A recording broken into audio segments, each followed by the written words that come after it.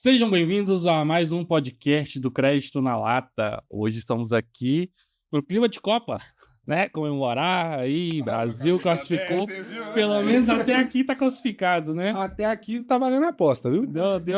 Valeu a pena, né? Em cima do Japão ali. Agora, Vamos ver se o Haaland... Torcer pro Vinícius Júnior confundiu o Haaland ali, né?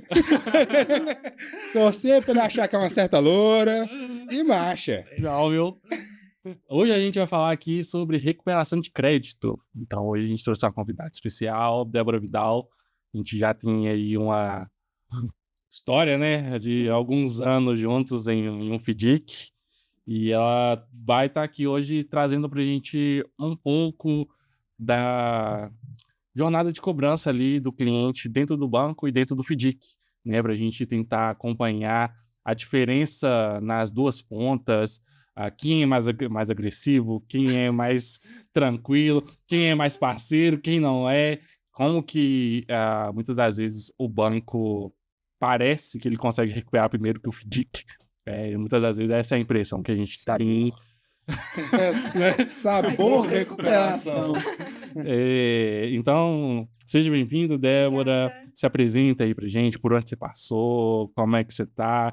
Se você não quiser falar onde você tá trabalhando hoje, tá tudo bem, tá? Não tem problema. Mas conta pra gente um pouco da sua carreira, da sua formação, o que você tem de bagagem e de cobrança pra falar com a gente. Sim, obrigada pelo convite, primeiramente. Eu tenho uma bagagem assim, um pouco extensa na recuperação de crédito, mas muito focada na ponta do PJ. Então, eu comecei com 15 anos ali na Transpes, como jovem aprendiz, e trabalhando em faturamento, né? Então, eu consegui linkar alguns pontos de hoje que a minha carreira me trouxe até aqui, lá da Transpes. Então, eu trabalhava na ponta operacional, 100% operacional, um aprendiz operacional, mas eu precisava de documentos para fechar os faturamentos da Vale, que na época a gente fazia ali. E eu precisava de negociar com as pessoas. Então, assim, eu precisava desse prazo, deixa eu negociar com você para me poder trazer. Então, a recuperação de crédito é isso, você começar a negociar. Eu não fazia, de fato, a ponta da recuperação, fiquei na Transpes ali até os 17 anos, estudei, e entrei na faculdade com 19 para fazer gestão financeira, então, um tecnólogo para poder atuar nessa área. E aí surgiu a oportunidade de trabalhar no FDIC, lá na Via Capital, com a cobrança. E eu entrei sem saber cobrar ninguém. Eu não sabia discar o número no telefone. Mas eu tinha muita vontade de aprender. Então, assim, eu consegui extrair muito das pessoas que trabalhavam comigo ali. Então, na época, eu tinha o Amaral junto comigo, que trabalha com vocês. Eu tinha o Rony também, que já trabalhou com o Matheus. E eles me ensinaram pacientemente. Então, assim, como que vai fazer? O Amaral tem muito dessa ponta técnica ali da empatia. Então, eu fiquei ali, entrei como estagiária e fiquei 6 anos e saí de lá como coordenadora. Eu fui pro Inter, ali para assumir a ponta e ajudar o pessoal a estruturar a área da recuperação PJ, que era uma ponta que eles estão investindo muito ainda ali no Inter. Então, eu entrei ali para ajudar as pessoas que já estavam lá dentro. Então, hoje eu tô fazendo, tem quase 3 anos de Inter, e aí também sigo na recuperação PJ. Eu sou formada em gestão financeira e tenho o MBA em economia e finanças e tenho em controladoria e finanças. Então, hoje eu atuo bem nessa área ali de entender a empresa, de puxar bem a ponta da PJ. Então, esse é o meu foco hoje, atualmente. E quando você saiu do fundo pro banco, foi um choque? Muito. Muito. Muito O choque. que te impactou, assim? É muito grande o choque. Assim, são operações muito grandes, não que o FDIC não tenha operações grandes, eu acho que hoje o FDIC ele tá mais bem estruturado para poder receber operações grandes, nota comercial, fazer uma operação mais estruturada ali dentro do FDIC. Mas, de fato, a organização de um banco é muito diferente para um FDIC, né? Existem as análises de crédito que são muito focadas para o cliente em si, o próprio, e o FDIC ali a gente abre muita ponta. Então, hoje, o banco, a gente tem um setor para fazer análise de crédito. O FDIC a gente também tem. Mas para você trabalhar em ambos os lados, você precisa de ter uma ponta de análise de crédito. Então, eu sinto que o banco, ele te dá mais essa versão de você estudar mais a operação, entender mais ali. Então, são operações grandes, são segmentos muito diferentes. Então, quando a gente está no FDIC, a gente está falando de duplicata, está falando de uma nota comercial, de uma operação estruturada Sabor específica. duplicata. Aquele papelzinho que o meu vizinho faturou. E no Inter, não. Você tem várias operações, assim, não só lá, né? Mas qualquer outro banco, você vai ter diversos tipos de operação. Então, você tem que entender muito daquilo que você está cobrando, né? Eu acho que esse é o ponto principal. Você tem entendimento do produto. Essa é a ponta. Então, esse teve um grande divisor de águas, porque são pontas muito diferentes, né? De produto.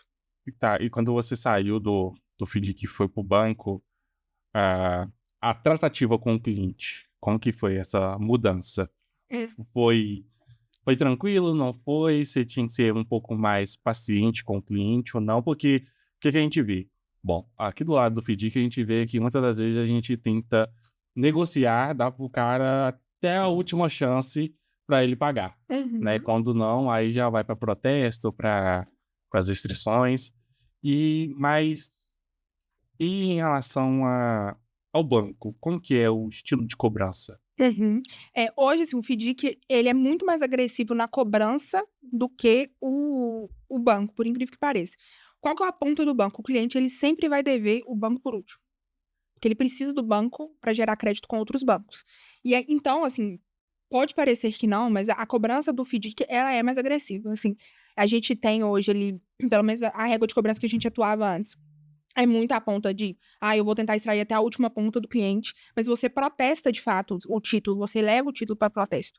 Quando a gente está cobrando ele um capital de giro, é um pouco diferente de você cobrar uma duplicata. A duplicata você vem em protesto, tem um Serasa antes. A gente tem 2 tipos de cobrança, a gente está falando de cobrança excedente sacado. Quando a gente pega uma operação de capital de giro, a gente cobra diretamente o cliente. Então, assim, ali você tem que, por mais que você tenha 2 opções no FDIC, no banco, as opções, Serasa, você tem um ajuizamento. Então, depende da política do banco. O banco vai ajuizar mais rápido? É diferente do FDIC. O FDIC ajuiza muito depois. Eu sinto essa grande diferença. O ajuizamento, entrar com uma execução de ação de cobrança contra um cliente de um FDIC, ela é quase nula hoje em dia. É o último recurso. É o último recurso. Do último. Para o banco, isso é um dos primeiros recursos. Você não está me pagando. Tentei renegociar, eu tentei te entender. Você não vai fazer? Nós vamos te executar. A gente vai tomar seus bens. Essa é a ponta principal, assim. Mas hoje, qual que é o ponto, assim? Os bancos têm tentado fazer operações muito colateralizadas. Então, né, vocês têm a duplicata, mas a gente tem uma garantia sempre adicional. Então, os bancos têm tentado fazer isso com o PJ.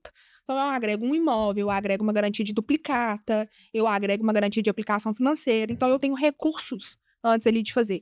Então, o FDIC precisa de ser mais agressivo por não ter garantias adicionais à operação, além do próprio direito creditório de sacado. Sim, a gente tem hoje, assim, principalmente em nota comercial, a gente trabalha, né, com Um aval.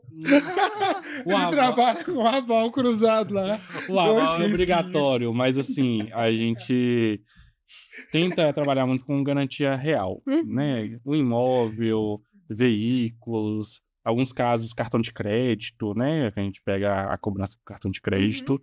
Mas ainda assim, na nota comercial é mais fácil a gente tentar recuperar. Mas no convencional ali, aquele desconto simples, né, é bem complicado. Muito. Eu acho que isso faz parte do negócio, tá? Isso justifica o preço do nosso serviço. Também. Mas assim, igual você falou que o banco é o último que ele quer ficar devendo, né? Exato. Na ponta da análise de crédito, a gente vê uma posição um pouco avessa. A gente vê muitas das vezes ele dever o FDIC por último, que é o cara que abre crédito para ele, mesmo ele estando negativado com o banco. Só que a gente também entende a ponta do banco. Uma curiosidade que eu queria tirar com você, nas garantias de duplicata que vocês pegam, existe algum tipo de confirmação? Ou o papel que o cara coloca lá é a garantia mesmo? Então, existe confirmação, existe uma checagem. Hoje, o banco trabalha com uma gestão de garantias. Então, todas as garantias, elas são, de fato, analisadas, elas são verificadas para ver se elas são válidas, de fato. Então, existe essa ponta. Só que quando a gente está falando de uma garantia de capital de giro com duplicata, a exigência é um pouco menor se comparado a uma comissária, uma convencional. Então, assim, você pode ter uma comissária ali envolvida nisso, mas, de fato, como a gente está falando de um capital de giro que precisa ser liquidado e que a garantia, se ela não tiver composta, pode gerar um vencimento antecipado, isso força com que o cliente também adeque as garantias melhor. Mas, assim, a gente analisa e tenta extrair ao máximo só as convencionais. Então, por ter uma gestão de garantias, existe uma análise ali das duplicatas, como é feito no FDIC. Normalmente, uma esteira de operação de crédito para analisar essas garantias. O banco, ele não tem uma comissária, porque a conta é do cliente, ele vai emitir um boleto e automaticamente o sacado vai pagar aquele boleto. Só se for depósito em conta, não? A comissária é depósito em conta. Não, pois é, mas vamos supor, às vezes porque aí você está considerando o cliente que só faz débito, pagamento em conta mesmo. Que ele não gera liquidez. Tá, mas o cliente que ele não paga Por exemplo, ele só não paga, mas ele não faz o pagamento em conta, ele paga diretamente pro cedente. Isso. É porque lá você... Seria tipo boleto oculto. É como se fosse uma conta escrow. É porque lá Isso. é como se fosse uma conta escrow. Mas assim, a gente ainda tem classificações de clientes que pagam... Não, eu vou pagar só no Itaú. Pronto.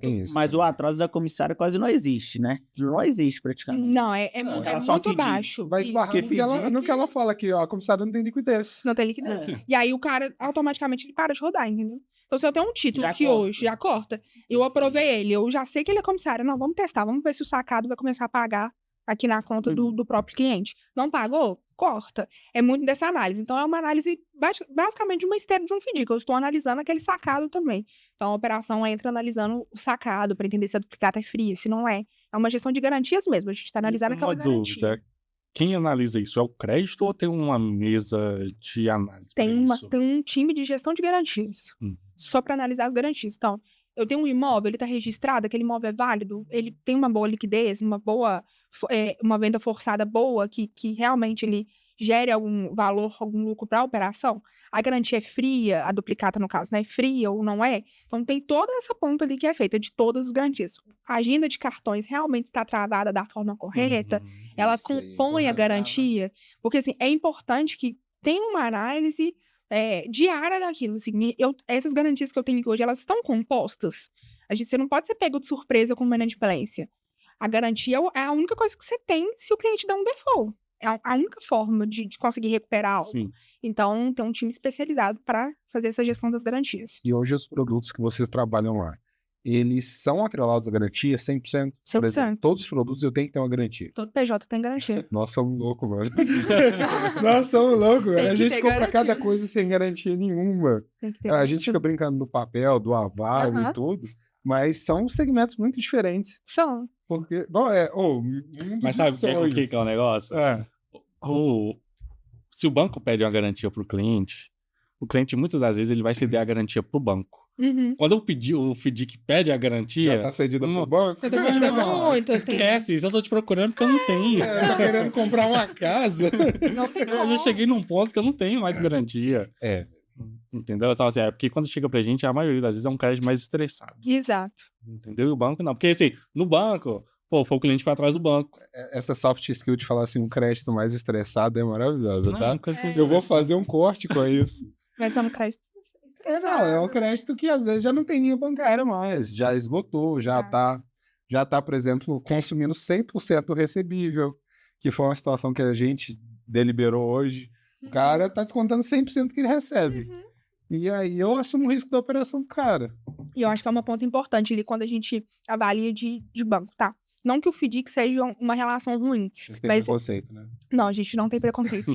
Mas eu acho que o FDIC gera uma base muito boa do que o cliente pode me trazer futuramente. Então, se eu pego um cliente específico e analiso... a gente faz um bench, né? Como tá a liquidez desse cliente no FDIC? Então, tá indo muito mal. Se ele tá começando a não receber dos sacados lá e tá dando problema no FDIC, ele vai dar problema no banco. Um puxa o outro. Pode ser que ele dê um problema no futuro. A gente tem clientes que já te deu problema, que tá dando problema pra você e pra mim não. Mas sim, e aí vice-versa. Mas a gente precisa de entender essas duas pontas. Então, como que você tá aqui? O cara que aprovou 1 milhão lá foi ele, tá? Nossa, a gente vai ter que retirar você dessa mesa. Revoga a carteirinha dele de analista de crédito. Temos alçadas por trás. Nossa, Deus, gente. Temos alçadas. O analista informa, não faça, mas o analista tem que aprovar. Mas nessa parte aí, por exemplo, da amostragem de carteira, cara, eu acho isso sensacional e é uma coisa que a gente tem que levar pra frente e até falar com o gerente de crédito que tá escutando a gente. Cara, a carteira que a gente tem dentro do fundo, ela é uma amostragem da carteira do cliente. Se o cara tá inadimplente na amostragem que eu tenho dentro do fundo, o seu cedente, o seu cliente vai estar absorvendo uma inadimplência. Aí você tem que ver, o fluxo de caixa dele consegue absorver isso? Depois que ele recompra o título comigo, trocando papel por papel, ele consegue receber esse ativo? Porque se ele não consegue receber, ele está jogando para debaixo do tapete. Aí a gente vai chegar no famoso passivo oculto. E aí a gente toma rindo, né? Lógico. Porque a garantia é um aval. Meu sonho é chegar num lugar que eu vou ter lá a garantia, eu vou ter um carro, que o último que a gente pegou era de leilão. A gente não pegou, foi quase. A gente não pegou.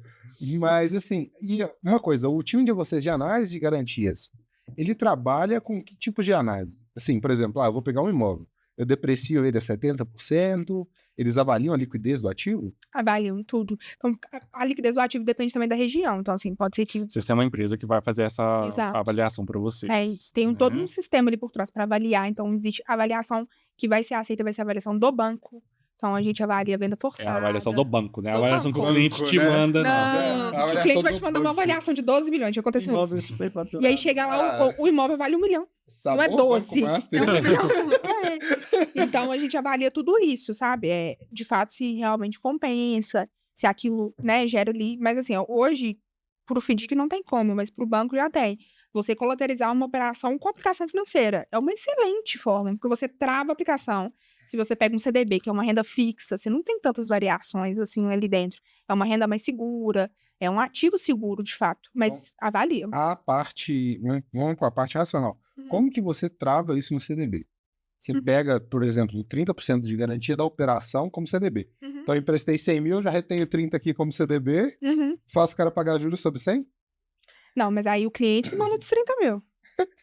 Você não pode tirar o dinheiro da operação dele. O dinheiro da operação é dele. Tá. Você está exigindo uma garantia, ele tem que te dar esse valor. Entendi. E aí Ele faz a aplicação antes. Ele faz a aplicação antes da operação rodar. Não, é só uma pergunta. Já viu o limite de cartão com a aplicação? Primeiro você aplica, depois você tem o limite. É mais ou menos isso. É só uma pergunta, porque a gente já viu umas operações quadradas. Mas é assim. Principalmente Factory. Nossa. Mas, assim, é muito interessante essa parte das garantias. A gente fica aqui brincando muito, mas dá uma segurança para a operação. Exato. E a parte de executar a garantia? Para vocês é mais fácil, porque para a gente é um inferno. Se a gente é 6 meses para esgotar todas as opções de cobrança, e aí eu vou para a parte ou jurídica ou uma negociação com o nosso amigo Amaral. Esses dias eu estava lascando com isso para conseguir recuperar uma garantia, para o cara ceder de boa fé a garantia. Mas por que ele tem que ceder de boa fé se você vai executar a garantia? Não, então. Então, aí ele não mas precisa é para não ter um ceder. custo jurídico. Mas é esse que é o ponto, assim, eu acho que hoje o FDIC, ele tá muito concentrado em ações extrajudiciais. Mas por que você não entrar com uma ação judicial? Você tem um custo, mas você tem que recuperar dentro da ação. Então, assim, eu acho que tem que existir dentro da cobrança, e de fato é uma ponta que precisa ser necessária para olhar, é a viabilidade da cobrança judicial. Então, de fato, a cobrança avaliar.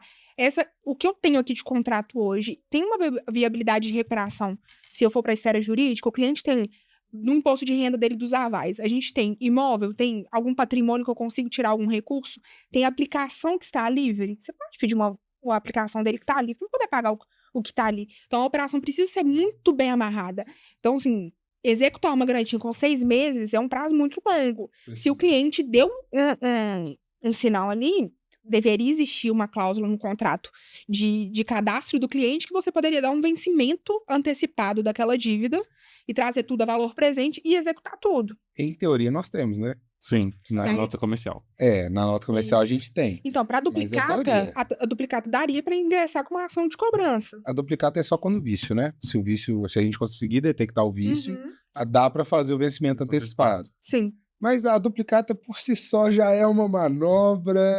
É porque você tem 2 pontas de cobrança, né? Então, se você tem um problema com o cedente, você vai através do sacado, né? Então, muda um pouco do cenário ali na hora da cobrança. Então, se você não estressa só o cedente, você estressa o sacado. Sim. Você tem 2 pontas. Então, o default pode ser maior quando a gente tem uma RJ, mas você tem a ponta do sacado para receber.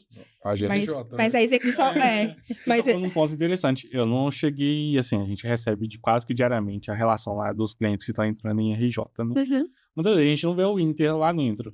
Agora o que a gente vê de FDIC... não é brincadeira, né? Mas é muito também por causa do nosso segmento. Exato. A gente entra nesses riscos nervosos, né? Estressado, né? Estressado. O cliente já tá todo estourado, tá provando o limite de crédito. Lógico, se a garantia dele for boa... né, Matheusinho? É complicado, viu? É complicado. É difícil, eu tô falando. Mas é porque no FDIC a gente trabalha com o conceito de transferência de risco, né?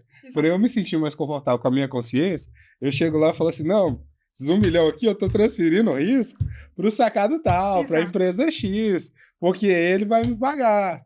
Só que quando dá merda... Eu transferi o risco. A culpa é da analista. A culpa é da analista. Dunga burro. Esse 1 milhão vai ser lembrado, viu? Vai ser lembrado. Não, eu vou fazer a figurinha pra você, 1 Quando milhão. der problema, vocês me ligam, por favor, pra me lembrar disso.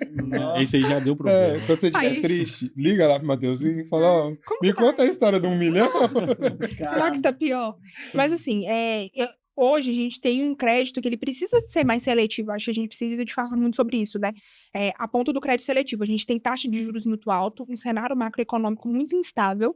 E aí, quando a gente vai olhar sobre crédito, o FDIC ele é muito mais arriscado. Sim. 90% mais arriscado do que um banco. Então, o banco ele vai analisar todas as pontas antes. A gente olha patrimônio. E sempre colateralizando a garantia ali, colocando a garantia na operação. Então, o nosso risco ele diminui muito quando você para olhar. Então, para um PJ hoje, para um banco, a gente pode estar habilitado para uma garantia governamental, então eu tenho uma garantia ainda mais adicional, e aí você vai reduzindo o risco do cliente.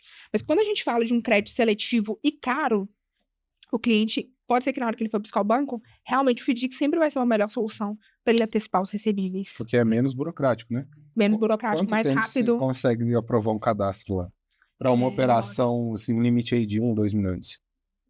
Então, aí tem uns 15 dias. Aí, dependendo da assinatura dependendo- da diretoria, é 5, 2 dias? Um dia, filho. dia. Um dia. Mas a gente tá falando aqui de várias coisas. A gente tem documentações que são diferentes. Então, Sim. com certeza, a gente tem muito mais documentações que o time de crédito solicita que vocês. Eu ia fazer a piadinha aqui, mas vamos pegar lá. Por favor. Melhor. Eu tenho um emprego amanhã, então É vamos ficar importante, calado, né? Importante. Mas é muito nisso, assim. A gente... O crédito seletivo tem que trazer clientes também bons, assim. O FDIC não tem cliente ruim. A gente não tinha só cliente ruim, Matheus.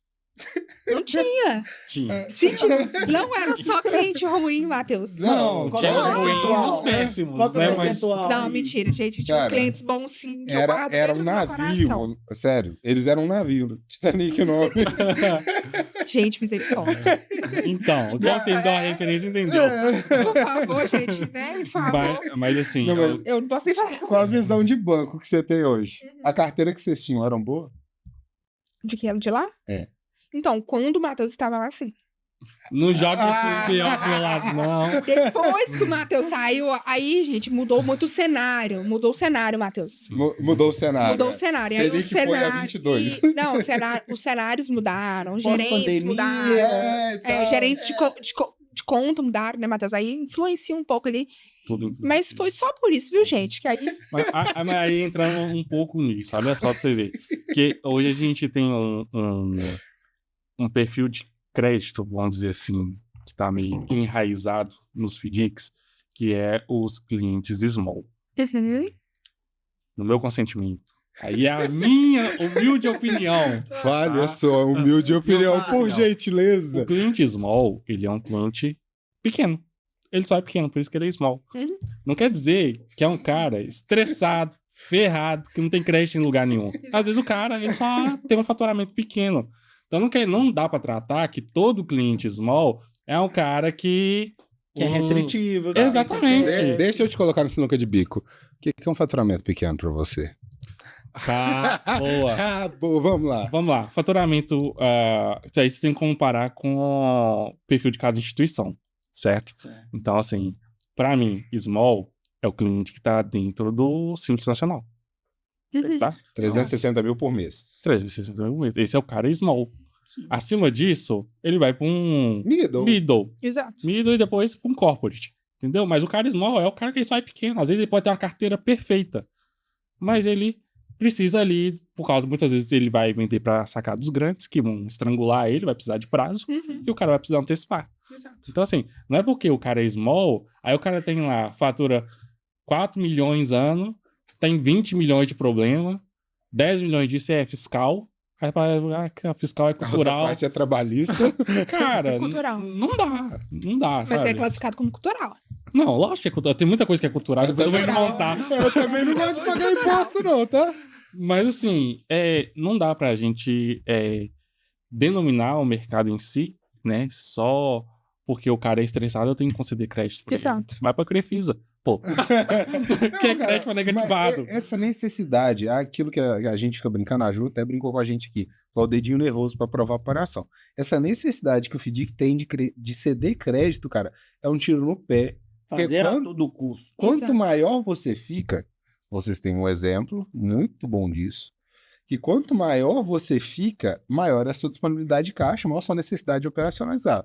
E aí, cara, tudo quanto é merda que aparece, desculpa pela palavra, Sim. é oportunidade de negócio. E a maldita da oportunidade de negócio, cara, ela ferra com a gente. Porque chega uma oportunidade lá imperdível. Aí na hora que você olha o crédito do cara, você fala, pô, não vale, não dá pra eu fazer isso. Aí vem o cara e aprova 1 milhão. Eu vou concentrar no sacado. Vou concentrar no sacado. Eu vou transferir o risco. Entendeu? E principalmente no small, cara. Porque o small, que eu entenda, tá? Eu pego o cara ali até os 4,8 milhões do Simples Nacional. Cara, se ele tiver um fluxo de caixa saudável, eu não tenho problema de absorver 70% da operação dele. Okay. Se ele tiver um fluxo de caixa saudável. O problema do FDIC é o que vejo um cara, eu não tenho acesso ao fluxo de caixa dele. Eu não tenho ADRI, eu não tenho nada. Porque eles estão falando do faturamento. Eu tenho faturamento e um sonho. E eu vou Às vezes é assinado. E eu vou lá e eu assumo o risco da operação do cara. E é muito difícil. O pessoal não entende isso, sabe? Os gerentes ficam até bravos comigo. Mas, cara, você absorver o risco da operação não é saudável. Porque a minha função é transferir o risco da operação para o cara na outra ponta. Se eu assumo o risco da operação, eu vou tomar. É questão de tempo, porque o cara fica confortável. Ele vai, não, o Matheus vai fazer o meu recebível. Aí a gente gera trabalho para Vital, né? Exato. Porque aí a cobrança fica naquele desespero. Só que aí você ferra com a sua cobrança. Você vai literalmente ferrar com a sua cobrança. Porque na hora que a cobrança chegar lá, ninguém tem respaldo para recomprar, para pagar, para fazer nada. Eu acho que esse é o grande problema. Eu tenho um excedente que é problemático no mercado e eu tenho também a qualidade de sacados que não são boas. Quando isso se une, é problema, não acerta para cobrança. E aí, ou então às vezes a gente escuta, né, lá do gerente, o cara recompra porque ele tem poder de recompra, aí vai ver 60% da carteira é toda recompra. Quer dizer, o recebível não performa, o cedente fica recomprando um problema só para rodar a operação. E aí entrar nisso, custo de capital. Toda vez que o cara recompra uma coisa comigo, ele leva o custo de capital dele. Porque eu não deixo vencida a taxa de operação. Para começar. Será? Tem uma alçada aí, tem uma alçada ali, tem um gerente de crédito que aprova aqui, tem outro ali. A gente precisamos fazer negócio, a economia tem que girar. A economia tem que girar no bolso do demônio, mas não no meu. Mas, cara, o custo de capital, eu acho muito importante a gente ver isso. É muito importante. Eu entendo o cara que recompra.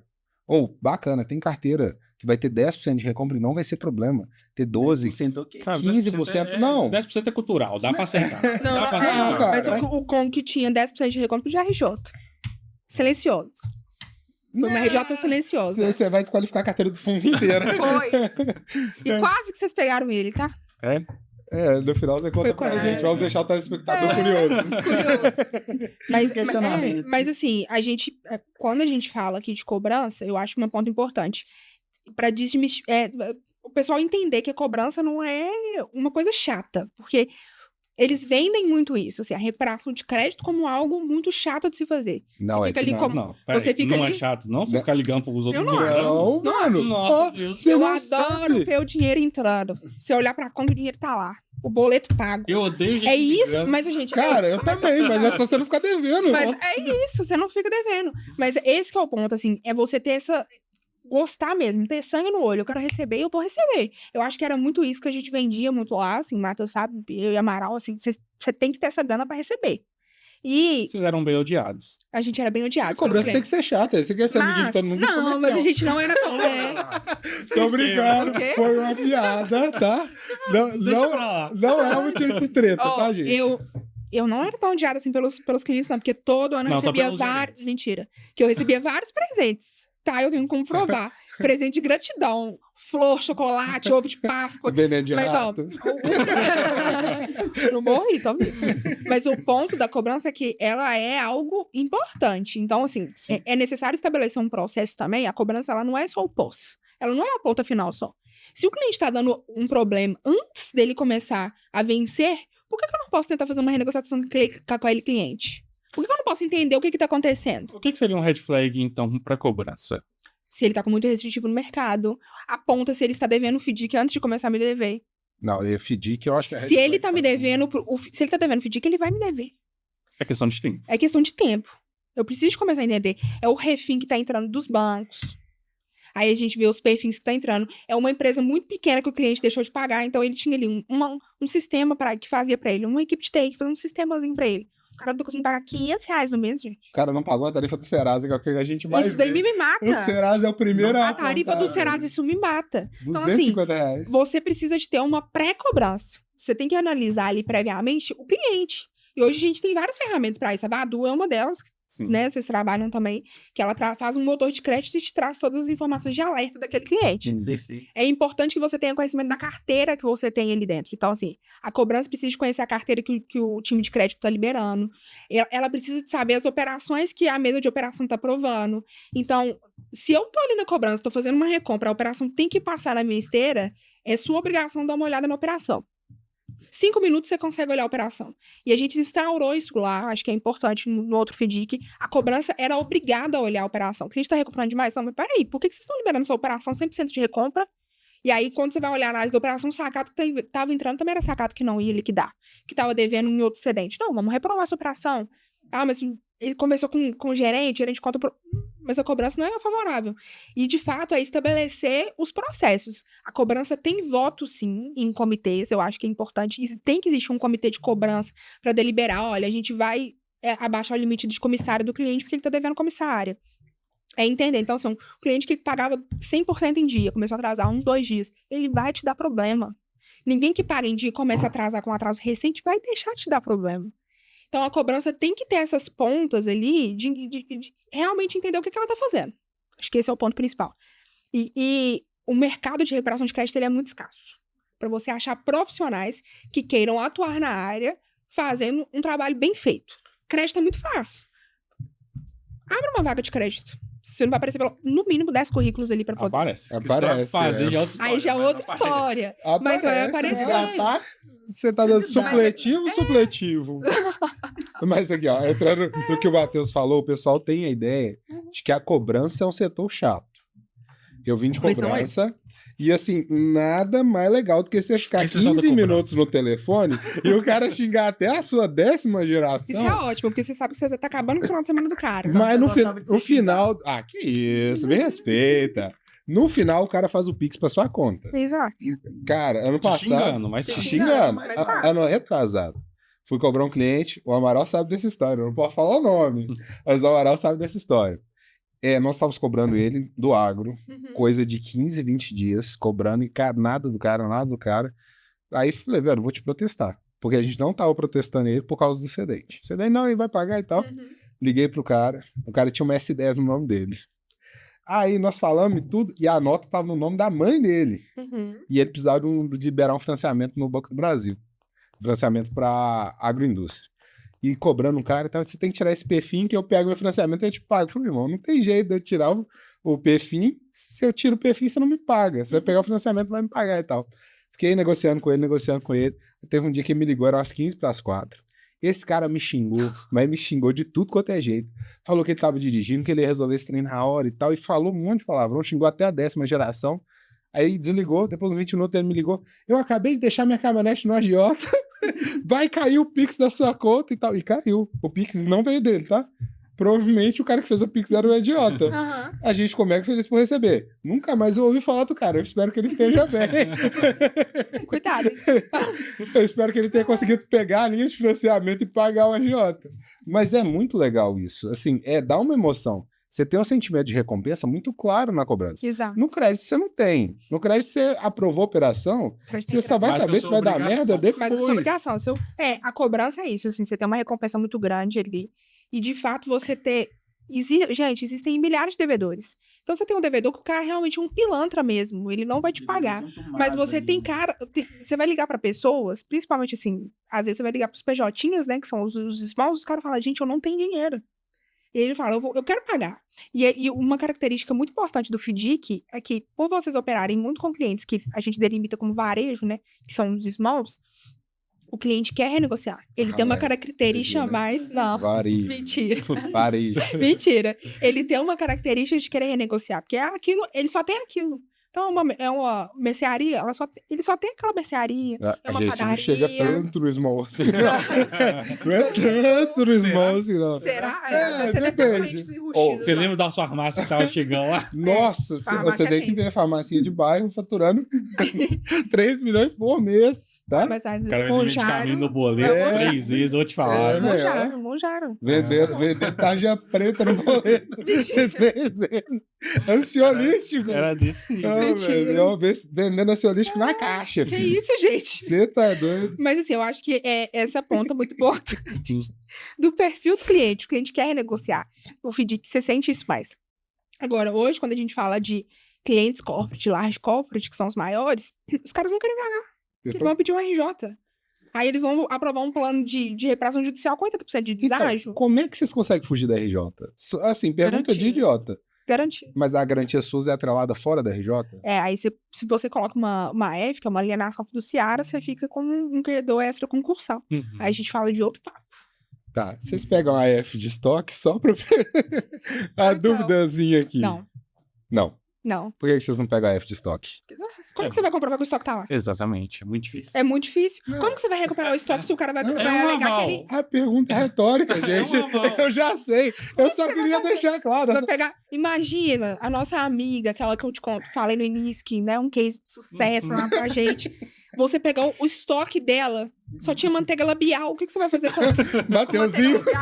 Mateuzinho compra. O que você vai fazer com manteiga labial? Tá vendo esses lábios hidratados? Fisiológico. Isso, entendeu? Aí você tem um custo ali em cima de um estoque que não compensa. Você vai ter que recuperar o estoque, arrumar, tem que ser judicialmente. Judicialmente, aí depois você tem que arrumar alguém pra comprar aquele estoque. Aí onde você vai armazenar aquele tanto de manteiga labial? Nem da meta, né? Não faz sentido. Eu só coloquei a pergunta porque é engraçado. Nós temos algumas notas comerciais de valor expressivo lastreadas em AF de estoque. Meu Deus. O AF é só um complemento, tá? O resto é aval. O resto é aval. A gente fica debochando de aval e AF de estoque, entre outras garantias frágeis, para evidenciar que é uma garantia muito frágil e que não tem poder de compor uma ação de cobrança, por exemplo. Ao contrário, por exemplo, às vezes de um bem imóvel. Cara, eu entendo, só que assim, claro que você não vai fazer isso pra todo mundo. Né? Aí você não pode questionar o crédito nesse ponto, porque o crédito foi bem avaliado. Já ligou pra falar do crédito, né? Você não pode falar do crédito aí nesse caso. Mas assim, de fato, é uma garantia frágil. Mas é melhor do que nada. Mas não é nada, Matheus. Não, mas você tem força de execução maior. Porque aí você vai no princípio da boa-fé. O cara, tipo assim, ele falou que tinha um estoque lá. Ele te deu as notas fiscais, você confiou. Tá, no final das contas é confiança. Cara, então, mas eu tô com a bunda na janela, do mesmo jeito. Tudo bem. E assim, e se o cara não quiser te pagar, ele não vai te pagar, independente da garantia que você tem ali ou não. Não vai pagar. Não, cara, mas se você tem a garantia, você tem um imóvel, a chance... Não, ele não vai pagar, mas a chance de você vai virar imobiliária. Não, mas você vira imobiliário, mas você coloca lá no seu balanço pra cobrir o prejuízo, cara. Você tampa só com a peneira? Tampa. Mas, cara, você vai ter alguma coisa, você vai receber alguma coisa. Nem sempre. Nem sempre. Se você tem um imóvel, o cliente entra como liminar, como que você vai receber? Ele vai declarar que ele precisa daquele imóvel para sobreviver. Ainda mais quando é industrial ou bem de família. Você vai pegar se você tem uma sede de uma empresa como garantia de alienação fiduciária, e aí o cara entra como RJ e vai falar, eu preciso dela. Mas aí a gente tem recursos que a gente faz. Então você vai pagar o aluguel dela. É, tipo isso. Mas faz uma operação de leasing. Na prática não é assim. Na prática, você não consegue fazer operação de leasing? Deixa eu te explicar. O governo, ele não gosta das pessoas. O governo é petista, né? Gente, ele não gosta das pessoas. E o governo... Não, independente, todos os governos são assim. O governo não gosta das pessoas. Eu só queria falar. Não gosta das empresas, dos bancos. Então, o cliente entra com uma RJ, por causa de uma sede de uma empresa, e aí ele declara ali que ele precisa dela. Aí o juiz fala, para tudo, você não pode pegar, sua garantia tá aqui. Eu te dou um agravo pra você, com efeito suspensivo, pra você não te conseguir tomar a sede da empresa. E, de fato, você não consegue. Aí você tem que entrar com recurso na justiça pra poder comprovar que você, de fato, tem acesso a isso. Mas até você conseguir, isso aí já passou 5 anos, 6 anos. Isso então, assim, não configura má-fé? do devedor? Então, não, porque ele tá declarando, ele tá pedindo uma RJ, colocando que ele não tem condições de pagar, mas que se você tomasse a empresa dele, ele também vai ter que fechar as portas. É RJ para ele se reestruturar. Ele não vale entrar com pedido de falência, já que... Então, quem entra muito com pedido de falência é FDIC. a gente Nós temos um ponto de não posso ver a chance lá de mandar um protesto. Essa é a ponta de renegociação ali do FDIC. Assim, a gente não vai nessa ponta, porque pra gente ir para um pedido de falência, o cliente tem que estar muito ruim. E eu não vou fazer operação com cliente tão ruim. É só a ralé que opera, tá vendo? Eu vou, quero. Cheirinho de RJ não homologada? Tô querendo. Meu Deus. Mas assim... Você esqueceu como é que é trabalhar em FDIC? Não, jamais, gente. Tudo, esse sangue no olho que eu tenho vem do FDIC, tá? De tipo assim, não... Espancando cliente eu vou receber... no banco. E tipo assim, falando assim, ai, esse Serasa não fui eu que coloquei. Nossa, essa era a melhor. Mentira, entrou o Serasa? Automático. Subiu automático. E eu lá atrás com ele no telefone lá colocando o Serasa. Ai, nossa, que isso? Não acredito, pode deixar que eu vou ler isso pra você agora. Explanando a gente, pô, em rede nacional. Entendeu? Faz isso. Mas isso, em defesa de vocês, tem algumas coisas que sobem automática mesmo. Um protesto cadastrado pelo time de crédito vai subir automático. Acontece. É raro, mas acontece. É raro, mas o ENP protestado é muito útil. Mas assim, eu acho que é muito nessa ponta, recuperação de crédito. Eu fui num congresso que se chama CMS lá em São Paulo, e eles falaram sobre uma pauta o título da pauta era recuperar sem romper, renegociar sem comprometer. Então assim, eu não quero romper com o cliente. Eu quero que o cliente continue dando crédito. A não ser que um cliente de RJ aí, beijo, fica com Deus, tá?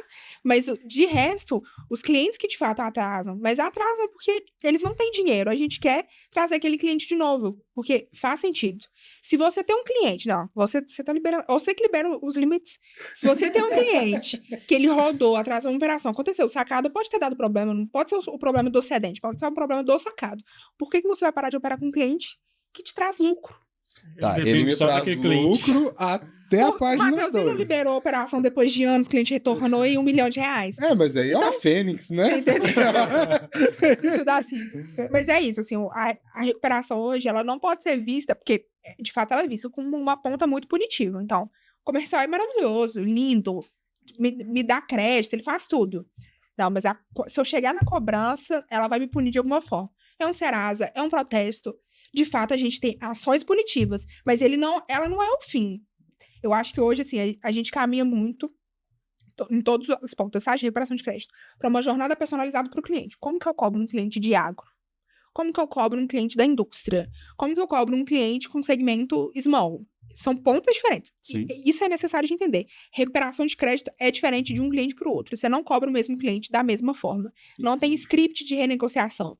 Para cada cliente, você aborda de um jeito, você faz de um jeito. Então, a gente chama de personalização de jornada de cobrança. Então, eu traço uma jornada para aquele cliente. O small, eu vou seguir por protesto. Eu vou seguir, por pedido de falência. Agora, para o corporate, eu não vou nessa ponta. Eu vou executar uma garantia, eu vou ajuizar ele, eu vou atrás do aval. Você está tratando o devedor como o seu cliente também. Né? Exato. Ele é meu cliente. A cobrança não é ação punitiva, ela não é o fim do cliente. Não, concordo. O cliente, ele pode me dever e pode voltar a operar. Então, anotem. Quem tá errado é quem tá devendo. Brincadeira. Não. Mas assim, é sério, eu vejo muito sentido nisso que você falou. Porque às vezes coloca a cobrança como vilã. Mas esquece que o cara tá devendo um dinheiro, ele tá com um recurso que não pertence a ele.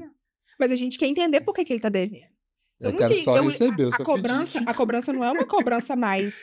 a mesma cobrança do que eu fazia 6 anos atrás, 8 anos atrás. Não é a mesma cobrança. Hoje em dia mudou muito o paradigma depois da pandemia. A gente teve um marco. A cobrança passou por terapia. Passamos, muita. E agora a gente tá medicado. Tá medicado, pegou uns medicamentos num certo cliente.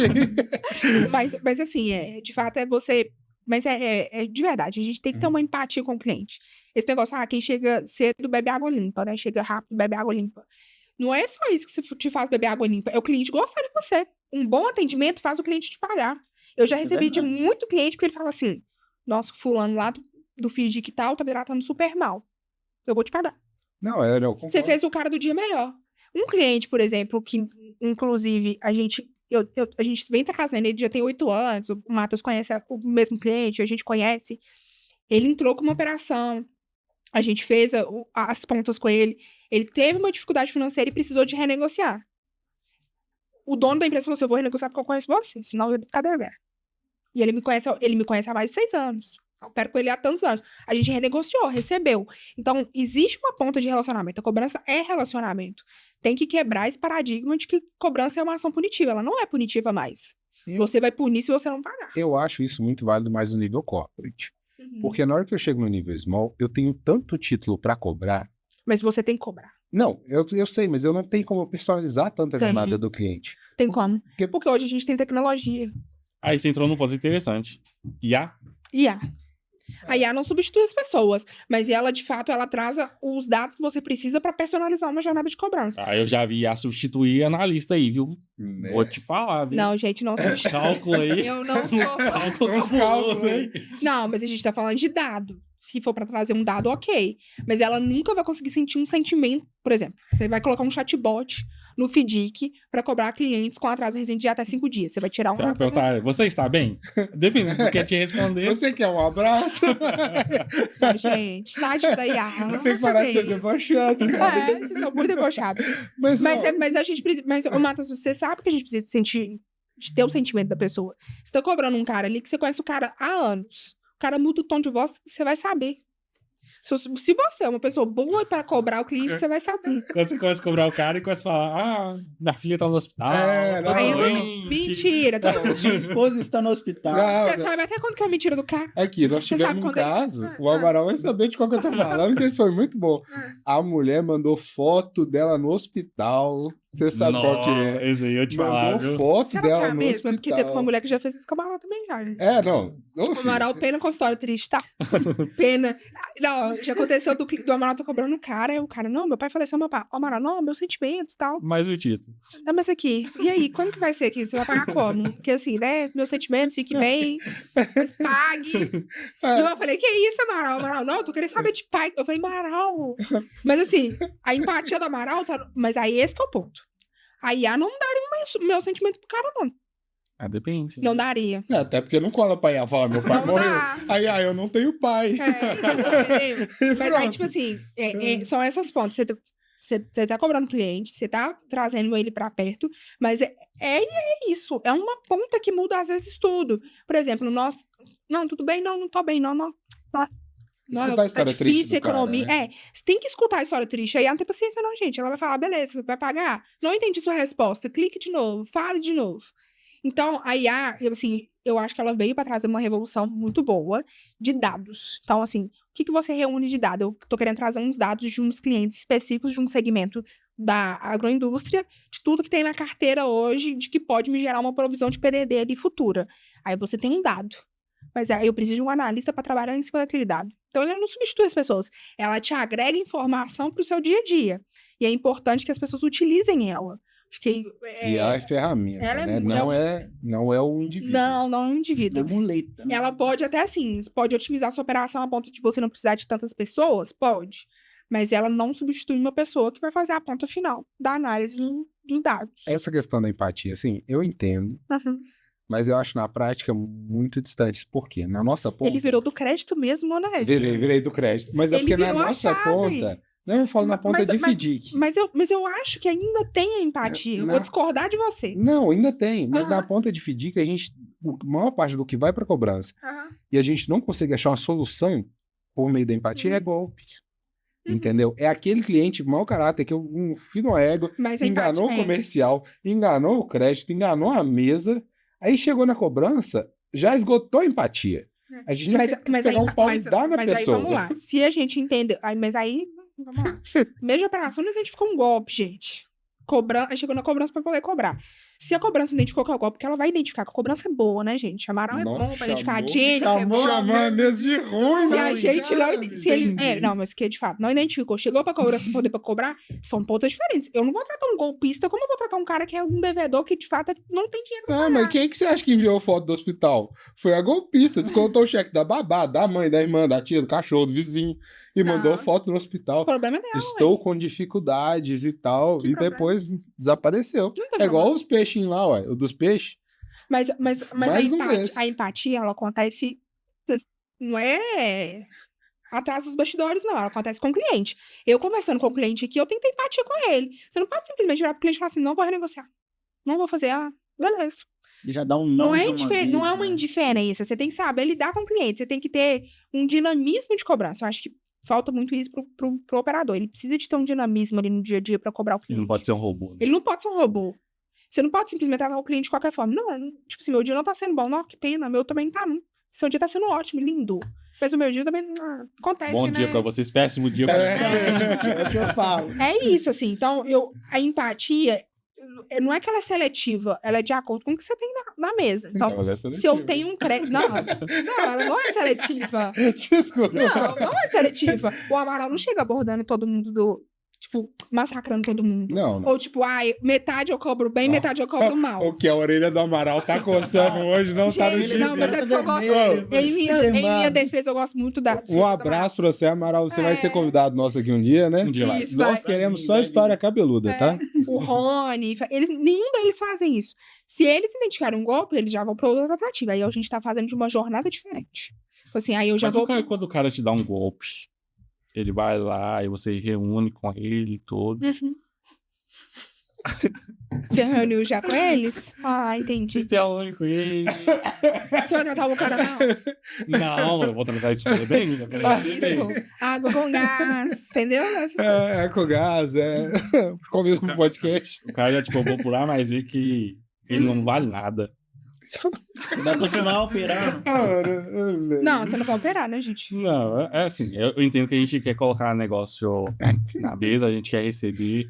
O cara já te provou por lá, mas vê que o caráter dele não vale nada. Uhum. E aí, porque muitas vezes o cara tem uma boa postura, tem um papo bom. É a lábia, né? Tem a Cara, lábia. o estelionatário, ele é Sentir um confiança, sentir confiança. Pô, velho, não tá. O estelionatário é um cara mas que vai aí saber a gente fazer fala isso. de crédito. Tá, a lábia do cara é ótima. Nossa, ó, cara bom de lábia. A gente também é bom de lábia. Sim. Mas o crédito dele tá péssimo. Ele tá horrível no mercado. Ele prometeu lá pro outro FDIC que não pagou. Cadê o Band? Tem que existir isso, gente. As pessoas precisam conversar entre elas. Então, assim, a Elisângela que tá lá em outro FDIC. Abraço, Elisângela, saudades. Mais O um Rony que tá em outro FDIC. A gente liga... Você tem que precisar entender como que tá funcionando o dinamismo com os outros, com o mercado. Como que tá lá no banco X? Como que tá no banco Y? Ele vai dar um dia, você vai descobrir alguma coisa do cara. Ele não vai ser... Ele não é... Ele pode ter a melhor lábia do mundo. Nossa, sentir muita confiança. Mas é difícil da recuperação de crédito sentir isso. Bom, geralmente é o crédito que sente. Não, o problema não é A gente não sente, não. A gente sente a verdade. Não cara é não quando vai a pagar. recuperação de crédito ou o crédito não sente isso. Uhum. O problema é quando isso já tá no nível além da gente. Que a Aham. gente chega e fala assim, ó, o cara tem geração de fluxo de caixa negativo nos últimos 3 anos. Uhum. A dívida dele só aumenta. A necessidade de capital quadruplicou. Diversos apontamentos. Ele recebeu um crédito, não era dele. Cabe 1 milhãozinho de clean ali. Aí o cara recebe na conta dele, não te paga, mas é porque ele chegou com um terno bacana e foi extremamente educado. Eu vejo potencial. Eu vou colocar 10 milhões no cara. Não, mas aí você tá errado. Se você já viu tudo errado, só porque o cara tá de terno falando bem, você vai provar. Que a gente não pode falar que tá errado. Não, mas assim, são casos e casos. Eu acho que são Mas- casos pontuais, né? Tipo, são exceções que são aprovadas. Mas aí um cliente, você já sabe que o rating dele é péssimo. A liquidez dele é péssima. A recompra dele tá altíssima. O cara entrou, protesta o cara. Você vai para medidas extremas mais rápidas. Então, assim, é antecipação de recorde de cobrança. Um cliente que saía protestar com 7, você vai protestar com 3. Nós estamos falando de um cara que já não cabe mais protesto. Já não tem mais. A liminar já subiu. Liga pra mãe dele. Já subiu a saia, filho. Já Liga foi. pra mãe dele. Já fiz isso. Eu já fiz isso, eu fiz Sério. muito Costuma isso, funcionar, liga pra mãe, liga Mas pra você não esposa. pode ligar xingando. Não, Não. você Sempre liga e empate. falou, Nossa, ô dona. Eu falo com o fulano. É? Nossa, porque eu tô procurando, ele não me atende. Ah, porque aconteceu alguma coisa? Então, não, tá me devendo, você acredita? Tá devendo Tem que assim. tomar cuidado, tal até como é que dia. fala isso. É muito engraçado. É, muito porque elas legal. passam mal, assim, Aham. né? É preocupante. Por exemplo, se eu estiver Matar devendo a e véia é ligar, sacanagem. ligar pra minha mãe, ela vai querer me matar. Entendeu? Então, assim, são essas estratégias que você tem que ter. O FDIC você vai muito nessa ponta. Quando eu ligo pra uma empresa, quando a gente tá falando de PJ, se eu ligo pra uma empresa, uma empresa maior, middle, corporate, a gente tá falando de empresas maiores, sempre tem um financeiro para poder me atender ali. E o cara vai ter que me atender, porque se ele não me atender, eu vou bater lá na porta dele e vou falar, vai ter que me pagar. E esse aqui é a ponta, assim, como que você chega no cliente, mantém os contatos atualizados, conhece sua carteira. A cobrança tem que conhecer a carteira que está operando. Você está investindo muito em, sei lá, em segmento agropecuário. A cobrança precisa saber disso. Porque se a safra varia, ela tem que estar preparada para receber aquilo. Safra, entre safra, safrinha, variação de safra relacionada ao clima, entre N coisas. Mas você falou um negócio legal. O gerente de banco, o cobrador de banco, ele vai a campo? Então, se necessário, sim. Se necessário. Se necessário. É porque, por exemplo, a gente tá falando de... Quando a gente fala de FDIC, eles escolhem os lugares que eles querem operar. Sim. Então, vocês escolhem as regiões. A gente, nesse caso, tem gerente esperado pelo Brasil todo. Então, ele vai lá e ele mesmo cobra. E aí, a gente entra lá e tipo, e aí, querido? Porque, às vezes, você se expõe a riscos muito, muito altos. A gente tá falando de risco muito alto. Amaral encontrou uma cobra lá no Mato Grosso.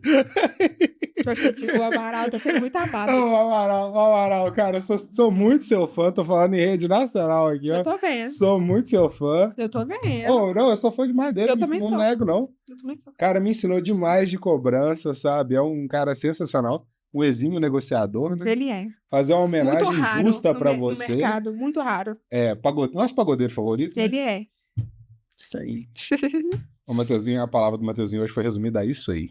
Não, mas é mesmo. Não, sobre ele, pelo contrário, eu também acho que ele é um bom profissional, tá sempre lá buscando resolver os problemas, né, buscando resolução a todo custo, né, vamos dizer assim.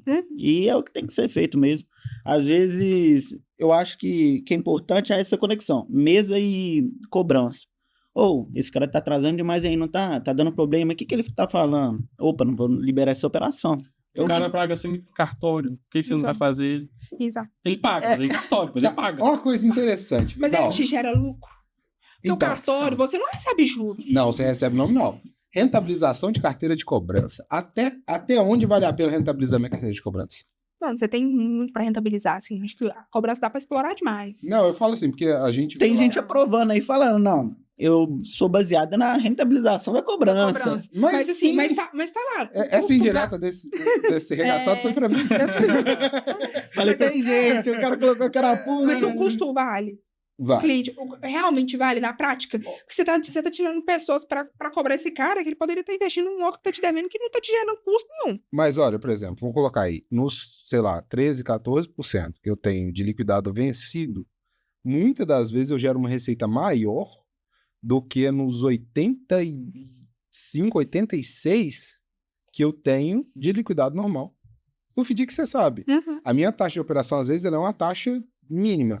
Só que na hora que eu chego na cobrança, eu tenho muita mora na cabeça do título. Então, assim, muitas das vezes, o percentualzinho que eu tenho ali, que seja 10% de liquidado vencido, ele rentabiliza minha carteira lá em cima. Mas é muito apetite a risco, né? Quanto vocês estão dispostos a correr de risco? Se o cliente está atrasando sempre, você está querendo correr risco de uma hora ele parar de pagar? Pode acontecer. Do negócio, né? Às vezes também é um cliente que tem um atraso ali recorrente, mas não deixa um problema a longo prazo. Não vai para cartório. Já é comum dele, já é do perfil do cliente. E tem aquele cliente que realmente vai te dar problema. O agro mesmo, por exemplo. O agro geralmente liquida atrasado. Até 180 dias no agro é saudável para eles. 180 dias de atraso? Pra eles, não. Pro fundo é ferro. Não, pra gente é outra história. É por isso que você tem que operar com excedentes de qualidade, que tem qualidade pra fazer uma recompra. Mas você precisa de analisar a operação. Se o cara vai ficar com atraso de 180 dias, ele pode ser que ele vai te avisar antes, ele já vai saber que ele não vai receber naquela safra que vai dar problema, justamente ele, o preço caiu muito, eu não vou vender dessa vez porque eu não vou rentabilizar. O cliente vai te avisar. Eu acho que no banco é mais fácil de você tratar isso. É porque no FDIC a gente tem a ponta da PDD ali bem... Que ela pega muito. É, porque a partir de 5 dias cálculo, eu tenho... É cálculo, assim, na vírgula que a gente calculava a PDD. Então, acho que ali você tem isso. Mas você tem que ter uma balança. Então, assim, eu tô subindo uma PDD aqui de um cliente, porque eu vou renegociar, mas eu tenho que baixar de outros clientes. Então, qual que é essa análise? É estratégia, gente. Tem que fazer estratégia de cobrança. Então, eu tenho que baixar algumas PDDs, porque vai entrar uma outra PDD. E aí, manter equilibrado. é isso, assim, a gente nunca sabe quando a gente vai ter surpresas ao longo do caminho com a recuperação. Mas é entendendo essas pontas. E nessa jornada sua aí, qual que foi seu maior aprendizado? Então, de aprendizado foi a habilidade justamente de conseguir receber mesmo, de entender o valor, assim, do dinheiro para as pessoas, sabe? A gente tá aqui na ponta, a gente acha que quando você tá emprestando um dinheiro para um cara, para depois ele poder te pagar, é um dinheiro barato. Eu tô dividindo em várias parcelas que a gente vai pagar. Mas não é, gente. Para muitas pessoas é um dinheiro muito suado. Então, ali na pandemia, eu tive um aprendizado muito, muito legal, assim. Um aprendizado de pessoas em equipe, primeiramente para trabalhar. Acho que foi um momento muito difícil para todo mundo. Mas principalmente na hora de você cobrar as pessoas que sabiam que não tinham dinheiro, que você...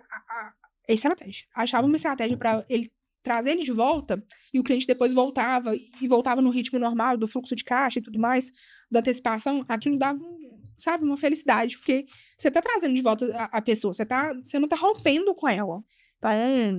Então, acho que é isso, eu gosto de ver os clientes me pagando, mas voltando também a operar.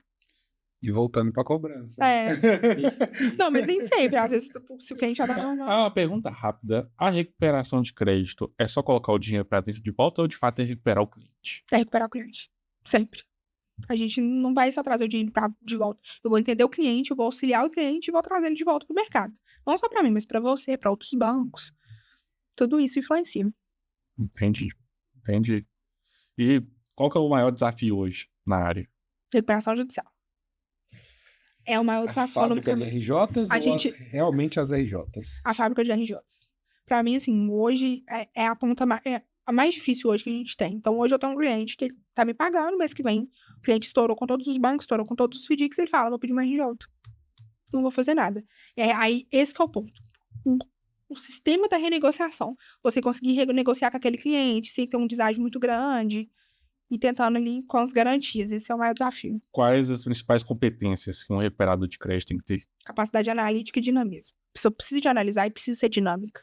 Ela tem que pensar muito rápido. Então, o cliente está falando, ela já está respondendo, ela já está conseguindo resolver para o cliente. Essas são as principais. E aí, talvez adicionar aí a empatia. Exato. Tem que ter. Senão você não consegue. Eu já ia zoar falar que não colocou empatia. Mas eu acho que das duas macros, assim, que a gente olha hoje, a pessoa tem que ter uma capacidade analítica e ter dinamismo. Ela precisa de muito ter. E a empatia entra também para você conseguir entender o cliente, né? Tá certo. Um conselho para quem quer seguir na área, ou tem alguma dica de algum curso, algo para... Então, invistam muito na área, é uma área que tende a crescer muito, né, com a inadimplência que tem crescido bastante no Brasil, gente. Só de cliente PJ, a gente está fechando com mais de 9 milhões de clientes PJ agora em abril de 2026. Então, foquem na área, busquem muito saber sobre crédito, acho que essa é a ponta. Quem entra na recuperação de crédito precisa saber sobre crédito. Por mais que você faça ele, mas é porque você precisa entender o que foi liberado, como que foi aprovado, por que o cliente está passando isso. Então, foquem muito nisso, foquem em entender como está a situação macroeconômica do Brasil, para como você pode ofertar para o cliente, naquele segmento dele, uma melhor opção de renegociação. Mas é uma área que tende a crescer muito, eu acho que tem muita oportunidade de crescimento para quem está entrando. Entendi. Perfeito. Débora, antes da gente de encerrar, né? A gente trouxe uma lembrancinha aqui pra você. Obrigada. Queria agradecer a sua presença. Amém. Nossa, deixa eu ver. Espero que você goste. Gente, eu adoro presença. É Baby Look PP, tamanho do Mateuzinho, tá? Gente. Deixa eu ver. Nossa! Amei, gente. Amei. Muito obrigada pelo convite. Eu fico muito feliz. Acho que se eu puder só estender aqui, eu queria muito agradecer, assim, de fato, algumas pessoas, na verdade são 3, que me fizeram ver essa jornada diferente do que ela realmente é. Então, o Rony, que lá no início acreditou em mim, fez a entrevista e falou, não, vou te passar sem saber de nada. É uma pessoa que eu carrego com muito carinho no meu coração mesmo. O Amaral, que me ensinou literalmente a discar um número no telefone, teve super paciência comigo, de entender os meus processos, e que é um cara que me incentiva até hoje, todos eles, né? E o Júlio também, ele conhece, o Júlio, ele teve a paciência de me explicar a vírgula do que eu não sabia, e de acreditar mesmo, assim, de ver potencial em mim. Então, são 3 pessoas, assim, da área da recuperação de crédito, que me viram de uma forma diferente, e acho que até hoje eles me incentivam muito. E eu sou muito grata por elas, assim, de ter conseguido fazer isso acontecer na minha vida mesmo, sabe? Então, legal, legal. Voltaria para um FDIC? Sair de custa, né? Olha o preconceito, Pensou. Não, mas eu vou, assim, hoje eu tô numa posição muito legal, assim, lá dentro. Eu gosto muito do serviço que eu faço. Mas eu voltaria pro FDIC. Eu gosto da relação do FDIC, eu gosto do serviço do FDIC, dos desafios do FDIC, com mesa de operação, crédito e checagem, gente. Valorizem a checagem. Checagem é muito importante pro cobrança. Ela é uma ponta muito principal ali, que tá no meio ali, para confirmar aquele título e te falar, olha, é fraude, não é fraude, é uma duplicata fria. Ela é o termômetro da carteira. Então, eu voltaria super pro FDIC, sim. Bom saber. É isso, pessoal. Muito obrigado por ter acompanhado aí mais um episódio. Débora agregou muito a nossa experiência aqui. Espero que volte outras vezes, compartilhar sua experiência com a gente. Tá? E é isso. Se você gostou, deixe seu like, compartilha aí o nosso vídeo, comenta. Se tiver dúvida, pode mandar aí que a gente direciona para a Débora. E eu respondo. Interage lá com a gente no nosso Instagram. Valeu. Obrigada, gente. Abraço, pessoal. Mais um abraço. No apagar das luzes, tem que mandar um abraço pra Bel. Nós falando devendo faz 2 episódios, a gente não mandou um abraço pra Bel. Abraço, Bel. Bel. Tamo junto.